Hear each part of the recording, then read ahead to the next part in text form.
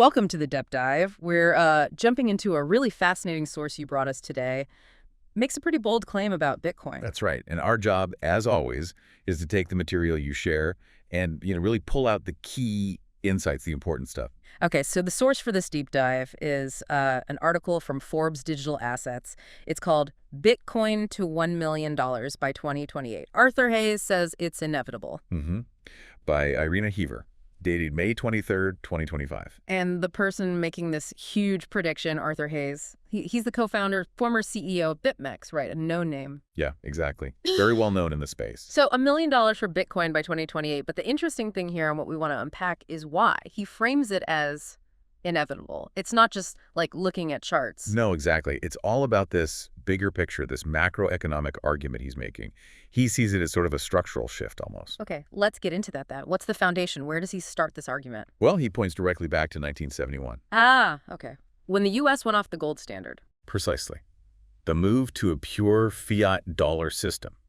His whole argument hinges on that. He says it completely changed the global financial game, making it all about credit, about debt issuance. Instead of being backed by something tangible like gold. Right. And he argues this has created a system that's just piled up enormous amounts of debt, needs constant central bank meddling, and is, fundamentally unstable. And in a system like that, built on credit and debt, who does he see as benefiting the most? Well, according to Hayes, it's the big players at the center of creating that credit. Right. So primarily the large commercial banks. Right. He suggests they have significant control because of that position, and that independent challenges to their structure often run into walls, sometimes regulatory ones.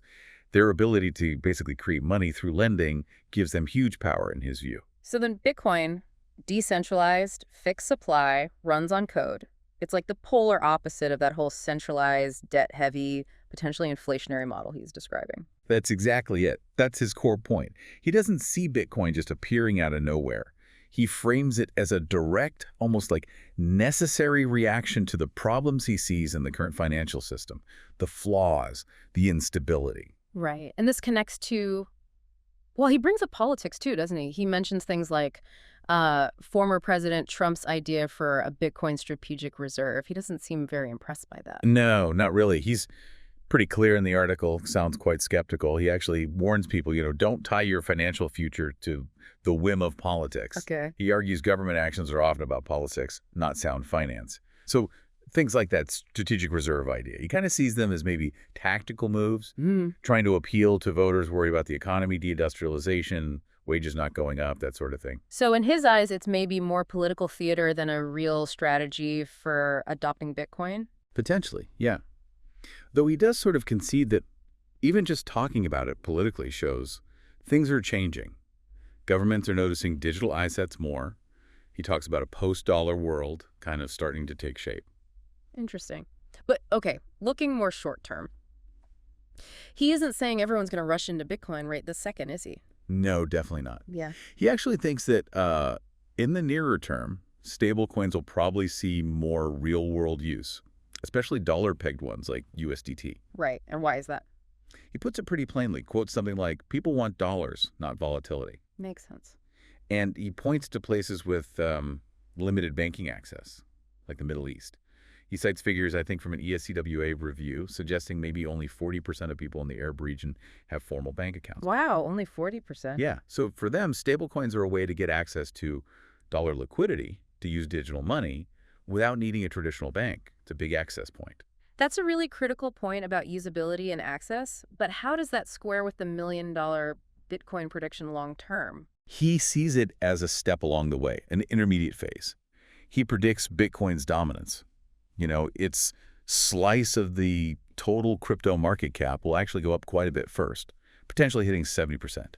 Ah, okay. So stablecoins gain utility, Bitcoin gains market share dominance, then the big price move potentially happens. That seems to be the sequence he envisions, yeah. Yeah. Before that push towards the $1 million mark. Okay, so let's circle back to that big number, the $1 million by 2028. Why isn't that, as he puts it, as wild as it sounds to him? What's the absolute core engine driving that, in his view? At the very heart of it, it's this dilemma he sees baked into the fiat system.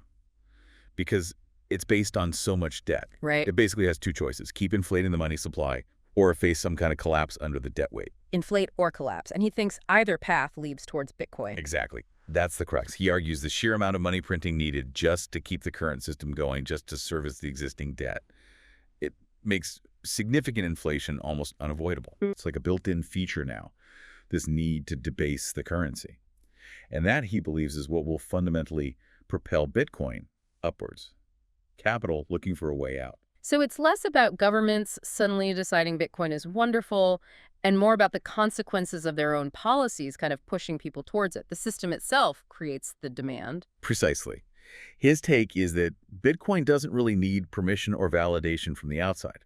The things governments have to do just to manage the current system, keep expanding debt, deal with inflation, handle global fragmentation, those actions inadvertently create the perfect conditions for a scarce, decentralized asset like Bitcoin to thrive. They basically do Bitcoin's marketing for it. It really sounds like, for Hayes, this prediction isn't just, a speculative bet on price. Oh, far from it. It's fundamentally rooted in his deep skepticism about whether the current global financial system is sustainable long-term. He seems to view Bitcoin not just as like a hedge against problems, but as a necessary tool for building something different. He talks about dismantling a system that no longer works and building something better. Okay, so let's try and quickly summarize this deep dive then, based on that Forbes article. Arthur Hayes predicts Bitcoin hitting $1 million by 2028. Yep. And it's all based on this macroeconomic view. The post-1971 Fiat system, built on ever-increasing debt, inherently inflationary, is unstable. And Bitcoin is the natural, structural response to that. Yeah. A decentralized, scarce store of value that capital will flow into as faith in the old system wavers. He's skeptical about political moves towards crypto, sees them maybe as signaling, but acknowledges they show a shift. Right. In the short term, he sees stablecoins having massive real-world use, especially where banking is limited, like the Middle East, mentioning that ESCWA figure, only around 40% banked. Before Bitcoin potentially hits that 70% market dominance level? Exactly. And ultimately, the driver for the big price target is that inflate or collapse dilemma, forcing currency debasement, which pushes capital towards alternatives. It's about systemic forces, not just speculation. It's definitely a perspective that shifts the focus from just Bitcoin itself to the state of the entire global financial system. It really does. It frames Bitcoin's value proposition in relation to the perceived weaknesses of the incumbent system. Which kind of leaves us with a final thought for you, the listener, to chew on after this dive. If Hayes is right that the core driver isn't necessarily Bitcoin's inherent features alone, but rather the future state of traditional finance and government policy, like, their debt problems, their need to inflate, their political choices, what does that really tell us about the nature of money itself? Yeah, and about trust. Where do we place trust for storing value in the coming years? And who ultimately controls that value? Lots to think about there, definitely, regardless of whether that specific price target hits. Absolutely. Well, thank you for bringing this source to us for the deep dive. Really provocative stuff. My pleasure. Always fascinating to explore these perspectives.